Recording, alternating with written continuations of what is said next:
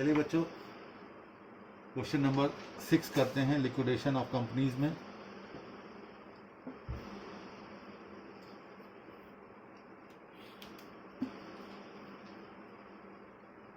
देखिए, the position of unfortunate limited on its liquidation is as under.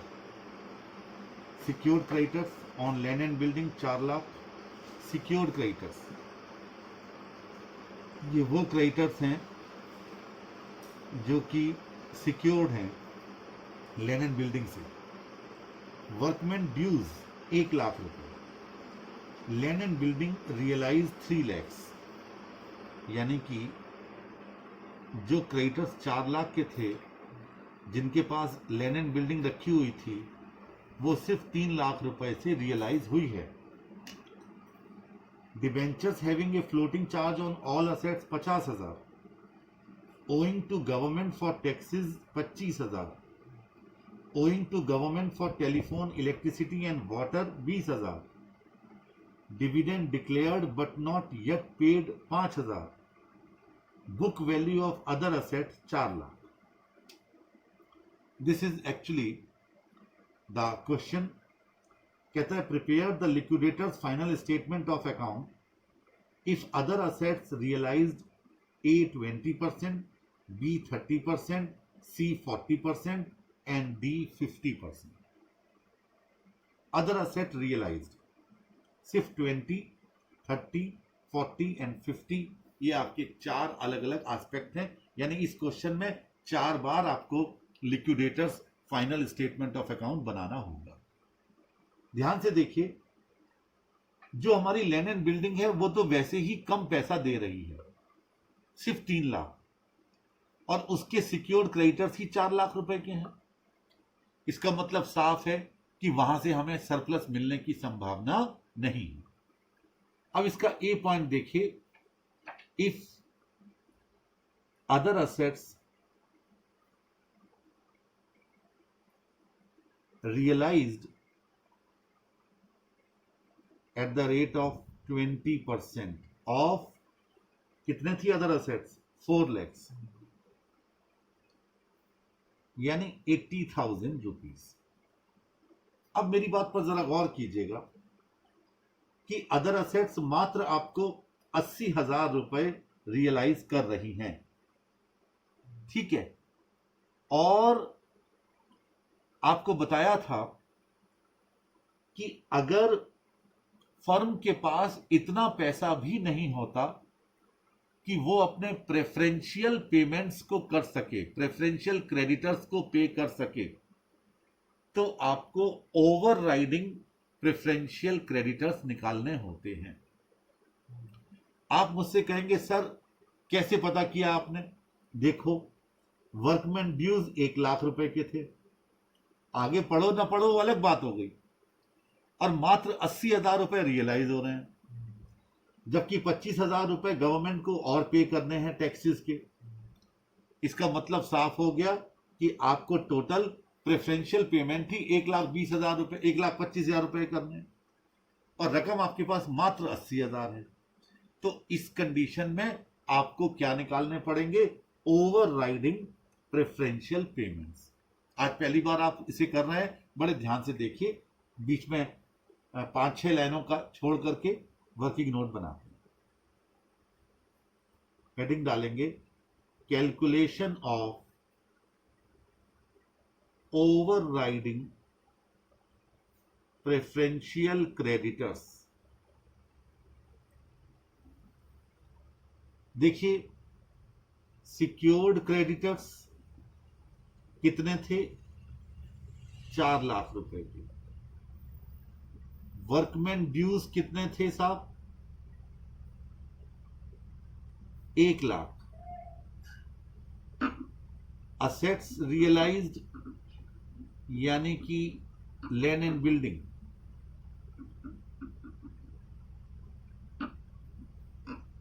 3 lakhs, ठीक है।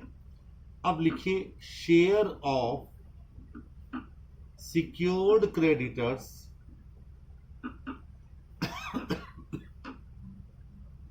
3 lakh into 4/5 यानी 2,40,000। 3 लाख रुपए की लैंड एंड बिल्डिंग जो रियलाइज हुई है, उसमें सिक्योर्ड क्रेडिटर्स का कितना शेयर होगा? 4/5। 4/5 कैसे?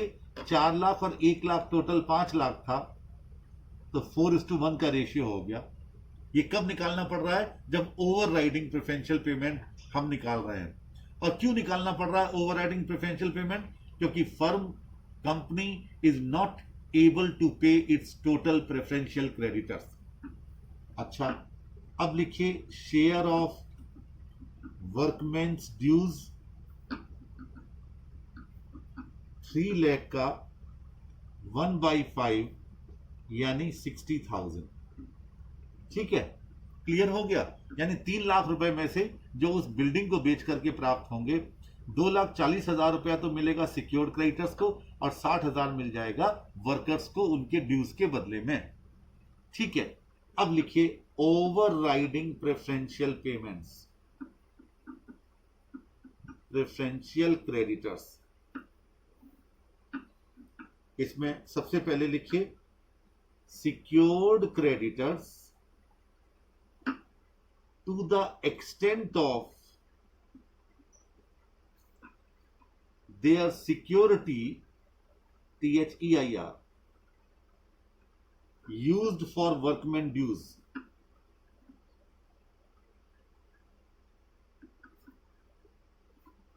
कितने? अगर वर्कर के ड्यूज को पेरी पासू राइट ना मिलता तो इनको कितना रुपया और मिल जाता? 60,000 और मिल जाता,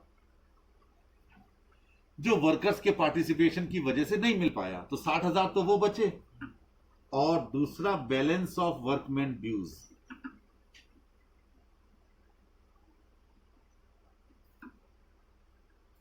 एक लाख के थे और 60 उनको दे दिया हमने, किसमें से? सिक्योरिटी में से, 40,000। तो ओवरराइडिंग प्रेफरेंशियल पेमेंट कितने हो गए? 1 लाख। इसका मतलब साफ है, एक बात इन चीजों से क्लियर होकर निकलती है कि ओवरराइडिंग प्रेफरेंशियल पेमेंट दरअसल वर्कमैन ड्यूज के बराबर ही निकलते हैं, क्योंकि बैलेंस तो वो ले लिए जाएंगे और जिसकी वजह से सिक्योर्ड क्रेडिटर्स को कम पैसा मिल पा रहा है वो और ले लिया जाएगा। तो अल्टीमेटली वो हमेशा किसके बराबर आते हैं?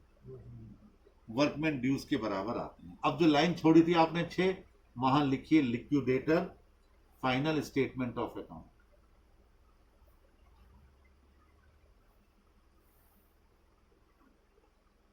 डेबिट साइड में लिखिए अदर असेट्स, यानी रिसीप्ट साइड में अमाउंट वाले कॉलम में 80,000, पेमेंट वाले में लिखिए ओवर राइडिंग प्रेफरेंशियल क्रेडिटर्स। अब देखिए ये भी 1 लाख आए थे, जबकि रकम हमारे पास मात्र 80,000 है, तो आप इनको भी इनके अमाउंट के रेशियो में बांट देंगे। नीचे लिखेंगे सिक्योर्ड क्रेडिटर्स 48,000 और वर्कमैन ड्यूज 32,000। बाहर दिखा दीजिए 80,000। ये पहला पार्ट कंप्लीट हो गया। यानी वर्कर्स के ड्यूज और सिक्योर्ड क्रेडिटर्स की अपनी अपनी अमाउंट के रेशियो में आप इस 80,000 रुपए की रकम को बांट देंगे, क्योंकि इतना भी नहीं है फर्म के पास कि अपने वो ओवर राइडिंग प्रेफरेंशियल पेमेंट्स को भी पूरा कर सके। तो किस रेशियो में बांटा? 6:4 के रेशियो में। क्लियर हो गया? ये था पहला पार्ट जिसमें असेट्स रियलाइज हुई हैं सिर्फ और सिर्फ 20%। अब दूसरा पार्ट,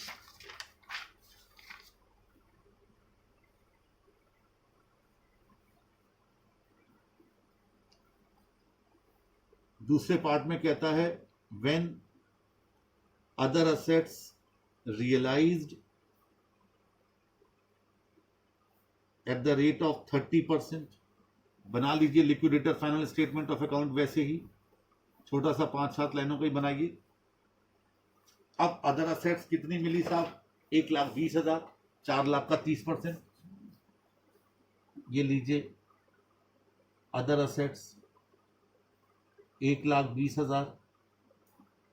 अब पेमेंट में आ जाइए, लिखिए सबसे पहले ओवर राइडिंग प्रेफरेंशियल क्रेडिटर्स सबसे पहले सिक्योर्ड क्रेडिटर्स, इस बार पूरा भुगतान कर लेंगे हम, क्योंकि उनको भुगतान करना था 1 लाख और हमारे पास रकम है 1,20,000, तो 60,000 उनको भुगतान कर दिया। वर्कमैन ड्यूज 40,000, उनको भी पूरा भुगतान हो जाएगा। और अदर प्रेफरेंशियल क्रेडिटर्स 1 लाख बाहर दिखा दीजिए, फिर हेडिंग अंदर लिखिए अदर प्रेफरेंशियल क्रेडिटर्स, नीचे लिखो गवर्नमेंट फॉर टैक्सेस, 20,000 रुपए इनको भुगतान कर दिया जाएगा, जो गवर्नमेंट को हमें टैक्सेस के रूप में भुगतान करना था। कितना करना था? 25,000, लेकिन रकम हमारे पास कितनी बची पड़ी है? सिर्फ 20,000, तो उनको 20,000 का भुगतान कर दिया जाएगा। ये बन के तैयार हो गया liquidators final statement of account. कब? जब अदर असेट रियलाइज हुई 30%। अब आइए सी, जबकि अदर असेट्स रियलाइज कितनी हुई साहब? Eight the rate of 40%। फिर बना लीजिए liquidator final statement of account, लिखिए अदर असेट्स 1,60,000, 4 लाख का 40%। ठीक है। अब आपको पहले बताया गया था, लिखते भले ही debenture holders having floating charge सबसे पहले है, लेकिन पेमेंट हमेशा प्रेफरेंशियल क्रेडिटर्स का ही पहले किया जाता है। ठीक है। अब 1,00,000 रुपए के तो ओवरराइडिंग प्रेफरेंशियल पेमेंट थे और 25,000 रुपए के प्रेफरेंशियल पेमेंट थे टैक्स वाले, 1,25, और रकम हमारे पास है 1,60,000, यानी 35,000 रुपए हम भुगतान कर सकते हैं। किसको? डिबेंचर्स हैविंग फ्लोटिंग चार्ज को, जो 50,000 रुपए के हैं। तो आप लिखिए debenture holders having floating charge, बाहर दिखा दीजिए 35,000। ये रकम आई बाद में, लेकिन दिखाई पहले जा रही है। ठीक है। इसके बाद ओवरराइडिंग प्रेफरेंशियल क्रेडिटर्स,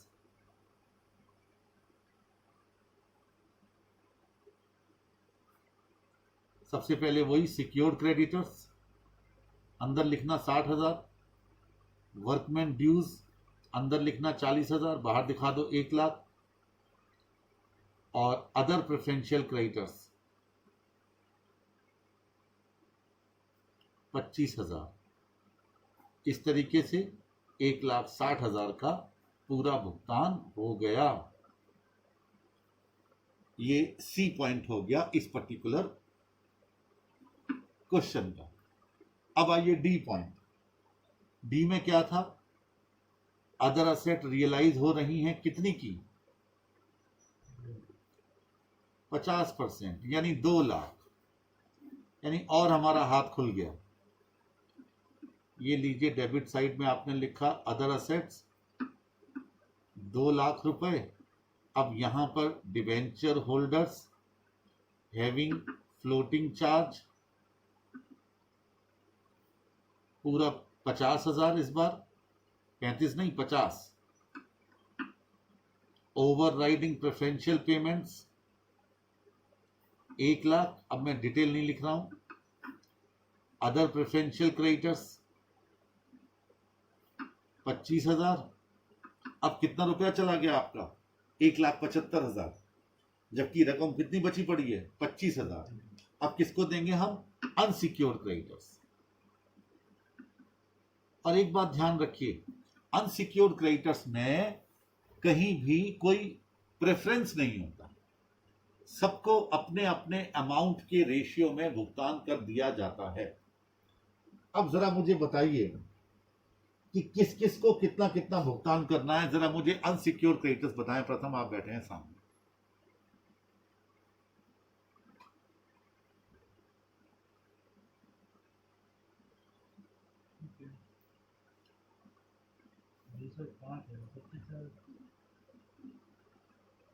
कितना है? 20 और 5 ही तो दे देंगे। देखिए, एक गलती कर रहे हैं आप। सबसे पहले तो सिक्योर्ड क्रेडिटर्स का 1,00,000 रुपया बचा पड़ा है। अच्छा हाँ, वो 3,00,000 वो 4 लाख थे टोटल 3 लाख ही तो दिया है। और उनको अभी तक 3 लाख दिया है, 240 सिक्योरिटी में से, 60,000 ओवर राइडिंग में से, 1 लाख वो बचे पड़े हैं और 20,000 ये और 5,000 ये डिविडेंड और ये टेलीफोन वगैरह के, कुल मिलाकर के 1,25,000 रुपए के पेमेंट बचे पड़े हैं और रकम है मात्र 25,000। इसका मतलब सबको 20% दे दिया जाएगा। अनसिक्योर्ड क्रेडिटर्स में कोई भी प्रेफरेंस नहीं होता, सबको अपने अपने अमाउंट के रेशियो में भुगतान कर दिया जाता है। तो आप क्या करेंगे? अनसिक्योर्ड क्रेडिटर्स में सबसे पहले सिक्योर्ड क्रेडिटर्स को 20,000 दिया जाएगा, टेलीफोन वगैरह चार्जेस जो बचे पड़े हैं उनको 4,000 दिया जाएगा और डिविडेंड को 1,000 दिया जाएगा और ये 25,000 का भुगतान हो जाएगा। टोटल 2 लाख दोनों साइड। यानी याद करना, इस चीज को याद रखना, अनसिक्योर्ड क्रेडिटर्स में कोई प्रेफरेंस नहीं होता। अगर 4 है तो चारों को मिलेगा। कहते नहीं first and final dividend of 20% is paid to the all creditors, all unsecured creditors. यानी हम ये देख लेते हैं रकम कितनी बची पड़ी है और वो कितने % टोटल में भुगतान की जा सकती है, उतना % सबको भुगतान कर देंगे, जिससे कोई भी ये नहीं कह पाएगा कि मुझे भुगतान मिलने से रह गया। ये था क्वेश्चन नंबर 6। चलिए आगे बढ़िए, क्वेश्चन नंबर 7 करवा रहा हूं।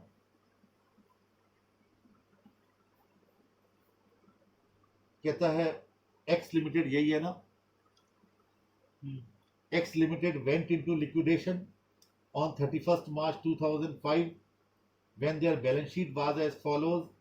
उनकी बैलेंस शीट आपको नीचे दी गई है, जिसमें इक्विटी शेयर्स हैं 2.5 लाख रुपए के, डिवेंचर्स हैं 2 लाख के, इन पर इंटरेस्ट आउटस्टैंडिंग 25,000 रुपए का है, 2 लाख रुपए का लोन फ्रॉम ICICI है जो कि लैंड के मॉर्गेज से सिक्योर्ड है, लोन फ्रॉम IDBI बैंक है 2 लाख का और ये हाइपोथिकेशन ऑफ स्टॉक से सिक्योर्ड है। Owing to government for taxes and telephone, electricity and water. ये तो हमारी लाइबिलिटी साइड हो गई। असेट साइड क्या है जी? लैंड एंड बिल्डिंग 2 लाख की, प्लांट एंड मशीनरी 2 लाख की। मेरे ख्याल पढ़ने की कोई आवश्यकता नहीं है, बस कैश इन हैंड 10,000 का है, कैश एट बैंक 90,000 का है और अदर करेंट असेट 3 लाख की। कहता है अब यहां पर जो ICICI का लोन था वो लैंड एंड बिल्डिंग से, तो लैंड एंड बिल्डिंग पर टिक लगा लो हल्का सा, और IDBI बैंक का स्टॉक से था तो स्टॉक पर टिक लगा लीजिए। कहता है expenses of liquidation 30,000, legal charges 2,000। Liquidator is entitled to a commission of 3% on assets realised except cash and bank and 2% on the amount distributed to unsecured creditors other than preferential creditors. एक बात और ध्यान रखिए कि preferential creditors भी unsecured होते हैं। अगर ये बात ना लिखी होती अदर देन प्रेफरेंशियल क्रेडिटर्स तो 2% आप सब पर देते, प्रेफरेंशियल को भी इंक्लूड कर लेते, क्योंकि प्रेफरेंशियल क्रेडिटर्स भी सिक्योर्ड नहीं होते, वो भी अनसिक्योर्ड होते हैं, इसीलिए उनको डिवेंचर होल्डर्स के नीचे लिखा जाता है। All payments were made on 30th September 2005। अब आप कहेंगे सर ये वाली बात क्यों लिख दी गई इसमें? इसलिए लिख दी गई कि अगर कंपनी सॉल्वेंट हुई, सॉल्वेंट कब मानी जाएगी?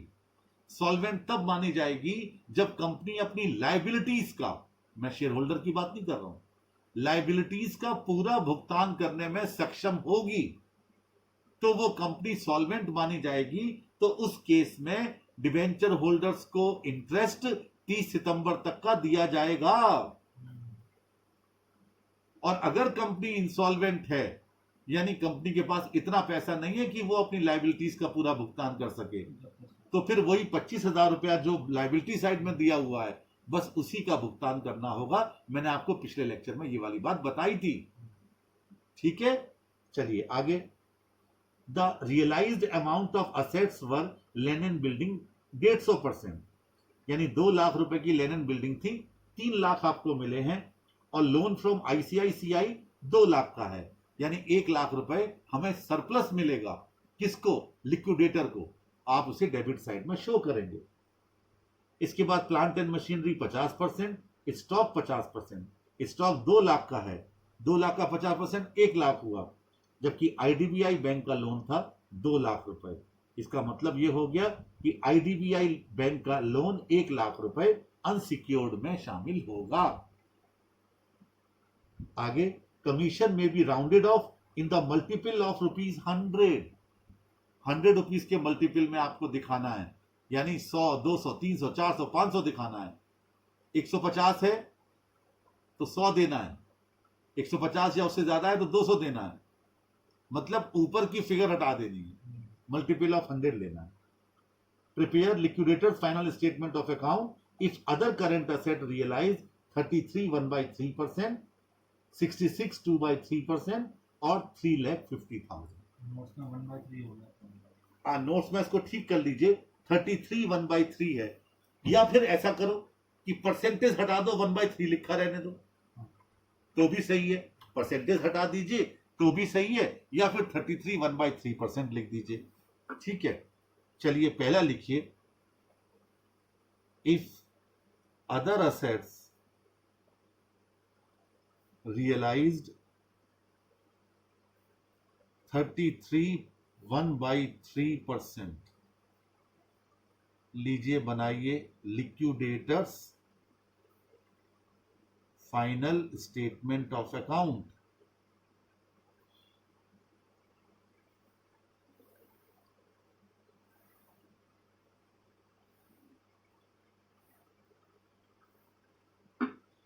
सबसे पहले बेटे डेबिट साइड में लिखिए assets realised,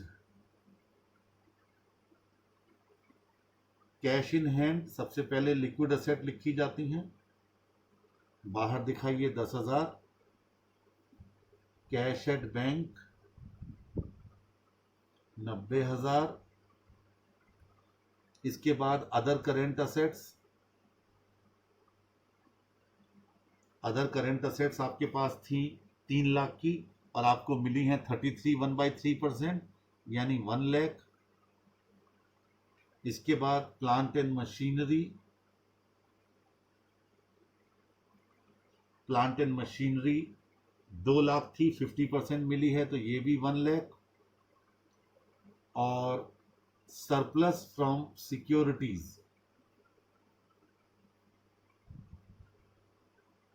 surplus from securities 3 lakh रुपए हमें सिक्योरिटी से प्राप्त हुए थे, लेनिन बिल्डिंग से, 2 लाख का लोन है तो 1 लाख रुपए सरप्लस हमारे डेबिट साइड में आ गया। ठीक हो गया। अब असेट्स को दोबारा देखने की जरूरत नहीं है, असेट ऑलरेडी पूरी की पूरी रियलाइज हो गई।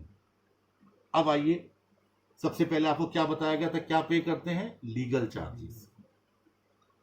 तो लीगल चार्जेस 2,000 रुपए सबसे पहले दिखा दीजिए क्रेडिट साइड में। इसके बाद लिक्विडेटर्स रेम्यूनरेशन, लिक्विडेटर्स रेम्यूनरेशन, गौर कीजिए, इसे कहा गया था 3% on asset realised except cash and bank balance और 2% of the amount distributed to unsecured creditors. नीचे वर्किंग नोट बना लीजिए छोटा सा, हेडिंग डालिए कैलकुलेशन ऑफ लिक्विडेटर्स रेम्यूनरेशन। सबसे पहले लिखिए असेट्स रियलाइज्ड, सरप्लस 1 लाख रुपए का, स्टॉक भी पूरा 1 लाख, मैंने बताया था हाइपोथिकेटेड असेट्स का पूरी वैल्यू ली जाती है, plus plant and machinery 1 lakh की, plus other current asset 1 lakh की, यानी टोटल 4 लाख। नीचे लिखिए 3% commission on assets realised, that is 4 lakhs, बराबर करके लिखिए 12,000। ठीक है। अब commission at the rate of 2% on the payment to unsecured creditors. अभी इसको नहीं लिख सकते क्योंकि अभी हमें पता नहीं है कि कितना पेमेंट हम अनसिक्योर्ड क्रेडिटर्स को कर पाएंगे।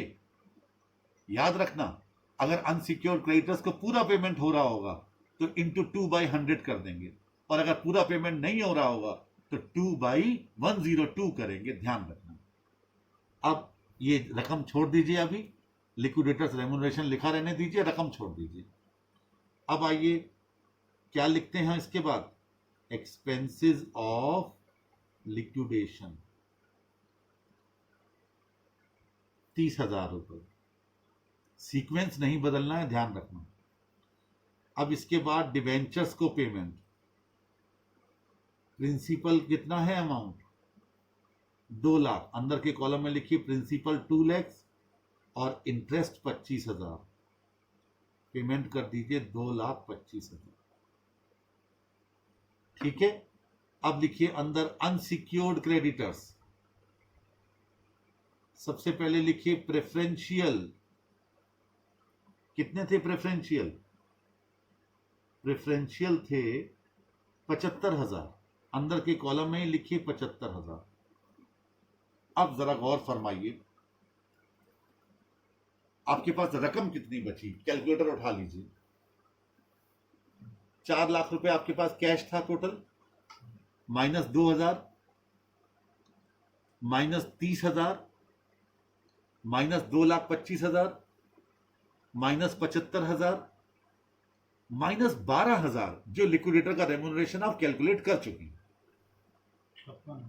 56,000 हमारे पास बचे हुए हैं, 56,000। ध्यान से सुनिए मेरी बात। अब और अनसिक्योर्ड क्रेडिटर्स हैं कितने, अनसिक्योर्ड क्रेडिटर्स एक तो आईडीबीआई बैंक का लोन बचा पड़ा है 1 लाख रुपए का, और टेलीफोन के 50,000 रुपए बचे पड़े हैं, कुल मिलाकर के 1.5 लाख, और रकम बची पड़ी है सिर्फ 56,000 की। इसका मतलब साफ है कि हम उनको भुगतान कर पाने में सक्षम नहीं है। तो कमीशन निकालेंगे 56,000 इंटू 2/102, निकालिए कितना आया, 1098। टोटल आ गया 13,098, कमीशन आ गया। अब लिखेंगे total commission rounded off, rounded off 13,100, क्योंकि 50 से ज्यादा था इसलिए पूरा 100 मान लिया, इन द मल्टीपल ऑफ 100। अब जो रकम आपने खाली छोड़ रखी थी 13,100, उसमें भर दीजिए। अब 56,000 जो बचा पड़ा था उसमें से 1,100 घटा दीजिए,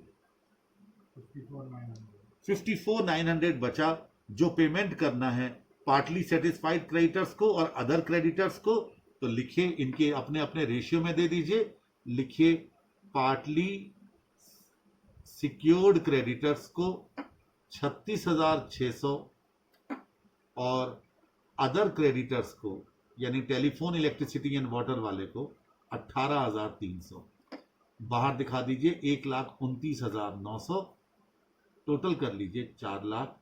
लीजिए पहले केस में liquidator final statement of account बनकर तैयार हो गया। 1,29,900 बाहर आ जाएगा, जिसमें 75,000 रुपीज के प्रेफरेंशियल, 36,600 के पार्टली सिक्योर्ड क्रेडिटर्स और 18,300 के अदर क्रेडिटर्स शामिल होंगे। यानी यहां पर भी चूंकि अनसिक्योर्ड क्रेडिटर्स को भुगतान करने के लिए पूरी रकम नहीं थी, तो आपने उनके अपने अपने अमाउंट के रेशियो में उन्हें बांट दिया। ठीक है। अब आइए दूसरा केस जिसमें 66 2/3% अदर असेट रियलाइज हो रही हैं। ठीक है, चलिए इसको शॉर्ट में करते हैं, जरा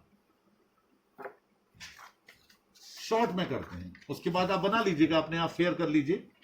मैं शॉर्ट में करता हूं और खाली क्या निकालते हैं, लिक्विडेटर का रेम्यूनरेशन निकालते हैं। देखिए सबसे पहले असेट्स रियलाइज्ड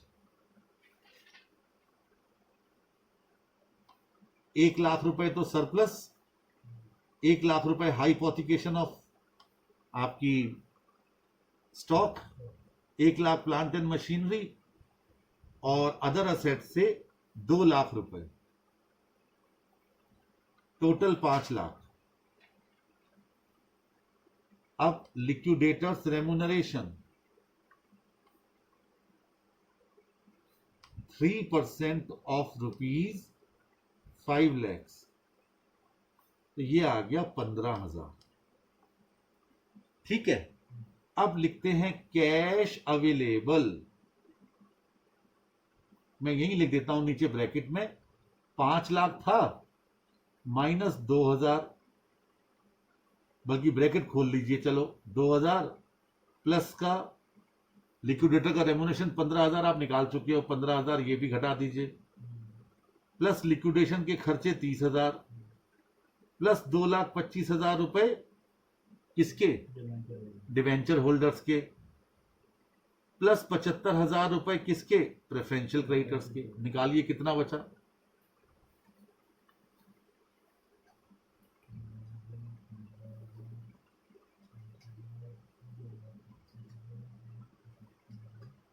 एक लाख 53,000। 1,53,000 बचा कैश। और अनसिक्योर्ड क्रेडिटर्स को भुगतान करना है जी 1,50,000। अब बचा 3,000। अब जरा ध्यान देना, 1,53,000 का 2% निकालना जरा कितना आता है, 3,060। 3,060, जबकि हमारे पास रकम है मात्र 3,000, यानी अभी भी पूरी रकम नहीं है। तो इंटू 2/102, ये आ गया 3,000। अब देखिए बढ़िया काम हो गया, 18,000 तो आ गया लिक्विडेटर्स का रेम्युनरेशन, और 1.5 लाख एग्जैक्ट बच गया जो हम अनसिक्योर्ड क्रेडिटर्स को भुगतान कर देंगे पूरा पूरा, यानी अनसिक्योर्ड क्रेडिटर्स का पूरा भुगतान हो जाएगा। बाकी आप समझ सकते हैं liquidator finance statement of account आप कैसे बनाएंगे। इसके बाद तीसरा है 3.5 लाख रुपए आपको प्राप्त हुए। अब यहां तो पूरा पूरा निकल आएगा अनसिक्योर्ड क्रेडिटर्स, और जो बैलेंस बचेगा वो इक्विटी शेयर होल्डर्स को भुगतान कर दिया जाएगा। लेकिन बात याद रखना, इस क्वेश्चन में जब अनसिक्योर्ड क्रेडिटर्स का पूरा पेमेंट हो रहा है तो फर्म सॉल्वेंट है, तो आप क्रेडिट डिवेंचर होल्डर्स पर इंटरेस्ट 30 सितंबर तक देंगे, यानी अगले 6 महीने का और देंगे। तो उनको पेमेंट 2,25,000 नहीं बल्कि 2,37,500 रुपए का पेमेंट होगा, यानी 12,500 रुपए का नहीं, 5,000 रुपए का, यस 5,000, 6 महीने का इंटरेस्ट। भाई 2 लाख के है ना, और 5% है, 10,000 रुपए इंटरेस्ट हो गया, 6 महीने का 5,000, तो 2,30,000 का भुगतान किया जाएगा, और बाकी पूरा क्वेश्चन एज इट इज चलेगा। तो अभी आपको सिर्फ इतना ही होमवर्क दे रहा हूं, सिर्फ इसका सी पार्ट कीजिए और बी वाले को फेयर कर लीजिएगा। इसके बाद हम आगे चलेंगे अगले लेक्चर में।